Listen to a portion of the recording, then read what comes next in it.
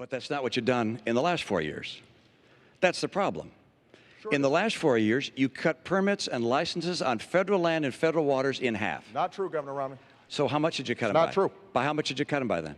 Governor, we have actually produced more oil. No. How much did you cut licenses and permits on federal land and federal waters? Governor Romney, here's what we did.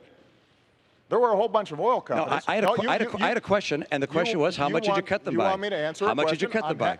I'm happy to answer the question. All right, and it is? Here's what happened. You had a whole bunch of oil companies who had leases on public lands that they weren't using. So what we said was, you can't just sit on this for 10, 20, 30 years, decide when you want to drill, when you want to produce, when it's most profitable for you. These are public lands. So if you want to drill on public lands, you use it or you lose it. Okay, now and so what we did was take away those leases, and we are now reletting them so that we can actually make a profit. And production on government lands is down. No, it isn't. Production on government land of oil is down 14%. Governor, and production on gas is down 9%. It's just not true. It's absolutely true. Look, there's no question but that the people recognize that we have not produced more oil and gas on federal lands and in federal waters. And coal production is not up. Coal jobs are not up. I was just at a coal facility where some 1,200 people lost their jobs.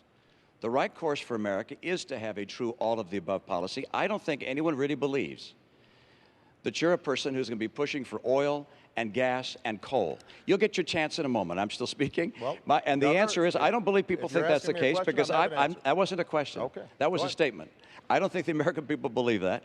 I will fight for oil, coal, and natural gas. And the proof of whether a strategy is working or not is what the price is that you're paying at the pump. If you're paying less than you paid a year or two ago, why then the strategy is working. But you're paying more. When the president took office, the price of gasoline here in Nassau County was about $1.86 a gallon. Now it's $4 a gallon. Price of electricity is up. If the president's energy policies are working, you're going to see the cost of energy come down. I will fight to create more energy in this country to get America energy secure. And part of that is bringing in a pipeline of oil from Canada, taking advantage of the oil and coal we have here, drilling offshore in Alaska, drilling offshore in Virginia where the people want it.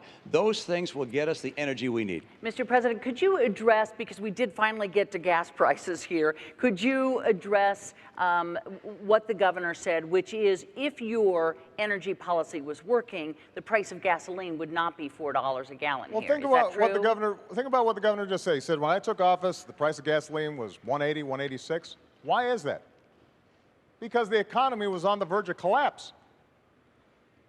Because we were about to go through the worst recession since the Great Depression, as a consequence of some of the same policies that Governor Romney is now promoting. So it's conceivable that Governor Romney could bring down gas prices, because with his policies, we might be back in that same mess. What I want to do is to create an economy that is strong and at the same time produce energy.